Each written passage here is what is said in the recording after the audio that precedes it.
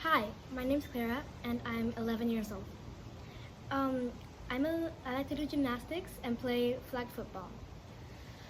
Um, when I was about 3 months old, had an accident with a dog.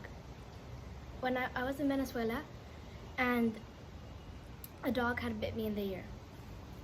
At that time, the doctors in Venezuela didn't have much um, resources to do that, like to help me. So I had to go to the United States. And my uncle, who was at the time working at Hopkins, he called my dad and he told him, "Hey, I know a really good doctor who can help your daughter." And then he told me about Dr. Redet. And since then, Hopkins has been helping me with my injury and everything. I like to do gymnastics, I like to play flag football, I also like to do acting, and I play some sports for fun. What I do in my daily day,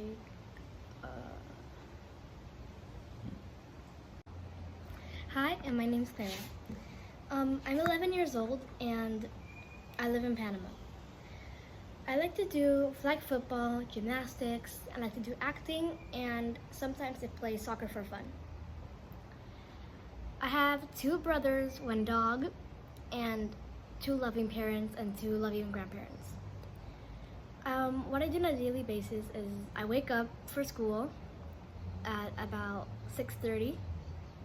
I eat breakfast, I brush my teeth, I get everything ready, and I go on my bus. I like to study at school, English probably. I really like to read. My favorite book series is Harry Potter. I really like to hang out with my friends, and I also like playing with my dog. When I was 3 months old, I was in Venezuela with my grandparents. We were going to go to Orlando, but then a dog had bit my ear. My grandparents immediately rushed me to the emergency room, and the doctors in Venezuela said that they didn't have like the advanced technology to do that because they'd never seen a case like that. But they put some medicine on me, which isn't allowed in the USA. So at that time, my dad's older brother was working in Hopkins, and when he heard about the news, he immediately called my dad and said, "Hey, I know this good doctor which deals with cases such as what happened to Clara." And my dad told me, "Perfect, we're going like now." So, but Dr. Reddit called us and told us we had to be there in 24 hours for him to help us. So I got on the plane and went to Baltimore. Since that day, Hopkins has been helping me with everything, and they helped me every time I was in the hospital, and I normally felt sad because I just didn't want to be operated. I don't know, but Hopkins always made me feel comfortable, and I remember always ordering chocolate ice cream at like 12 a.m. in one of the rooms, or anything like vanilla ice cream, any sweet when I wanted. I really like to do sports, and I also like to do acting at my school. I've been operated about 20 plus times, and I don't remember much of them. I don't remember the last 6 times I've been operated, and those were through 2018 and early 2019. So in like December to, I'd say, May 2019. I remember about the first operation I had in December. It was December 5th, I think. Yes, December 5th. And in 2018, I remember just being very nervous at that time because I didn't remember any operations because I had gone to surgery in, I don't know, about 2 years. I didn't remember anything. So I just remember playing with some Play-Doh and meeting Dr. Odette, like finally remembering like who he was, because I didn't remember anyone there. I remember playing with Play-Doh, drawing before. I remember there was a nurse that came in who let me choose some chapstick for the mask so it didn't smell bad when I was being put to sleep. So I just remember my mom and my dad beside me, singing, doing like with their hands that they love me, and the doctor asking me the questions like, "What's your favorite animal?" And I remember I saying unicorns, and I was a bit dizzy at that point. So it said, "What do unicorns eat?" And I'm like, "They eat broccoli," and then I fell asleep. But since more operations came, I'm actually not really nervous anymore, because I know everything's gonna go well. Like each time, if my mom were to tell me, "Clara, we're going to Hopkins in a few weeks for you to get surgery," I wouldn't be nervous. Like a little nervous, but just because about going there, I wouldn't be nervous about the surgeries or anything. And yeah, but that's all I remember. I don't remember anything about the accident because it was a very long time ago and I was like 3 months old.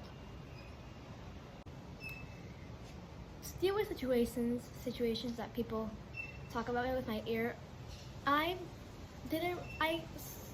don't really pay attention to them, but it was the first day of first grade, and I remember we had gym class that day. I was wearing a ponytail like this, but like a very high one, so you could basically see my ear. And that time, you could see everything. Like I didn't have hair covering it up, so because it was 2018, like first grade. I remember I was sitting down, and a boy lifted up my hair like that I was laying down without my permission, and I was a very shy person at that moment, and I just looked at him like without knowing what to do.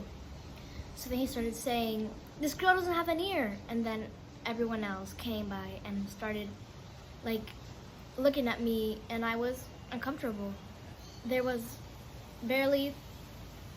two people, which were my both friends, saying, "So what? It doesn't matter." Everyone else was making fun of me. And I remember that day when I was in the bus, I told my older brother, "Hey, today some kids were making fun of me," and I explained to him what happened.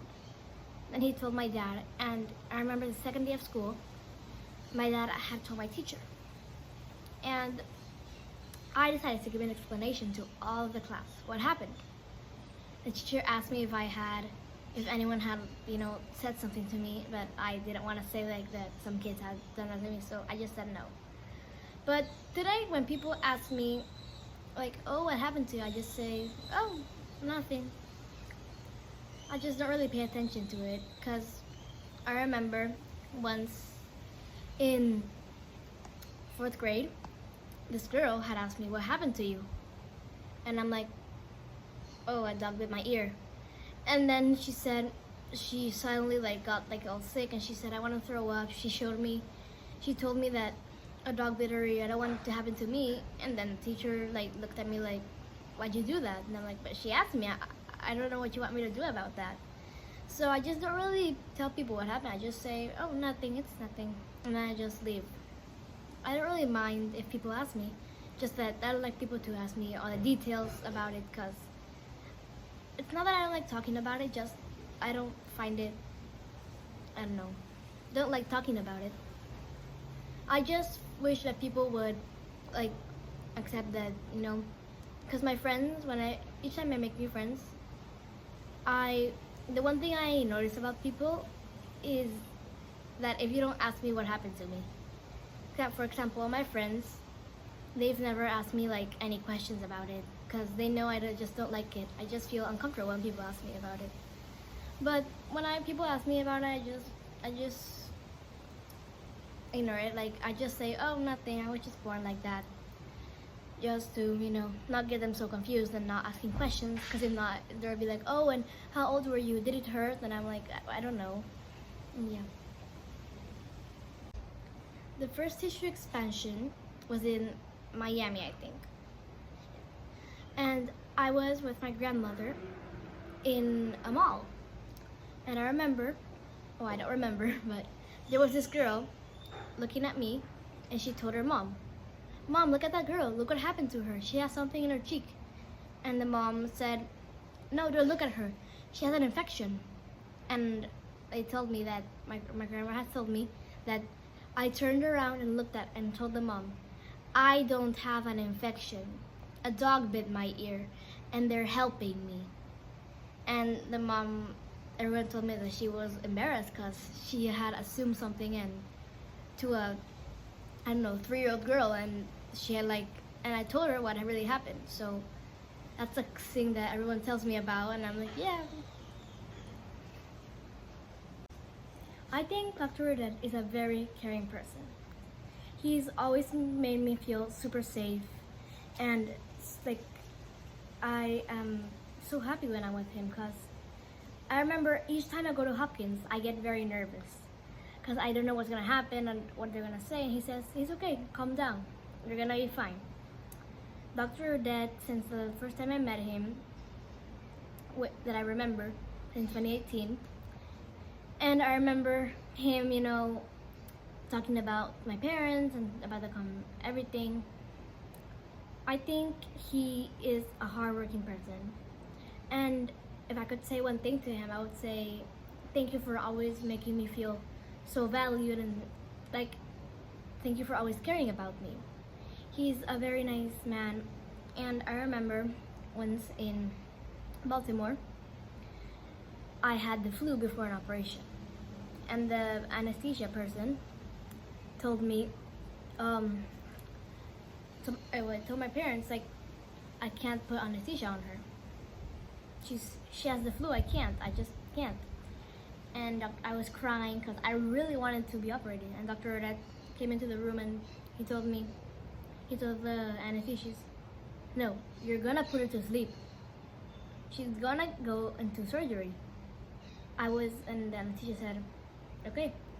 I was so happy. I mean, I think he really knows how to do the job, and I think he was really caring with all his patients, and that's what I like about him, that no matter what, he will always be there for you.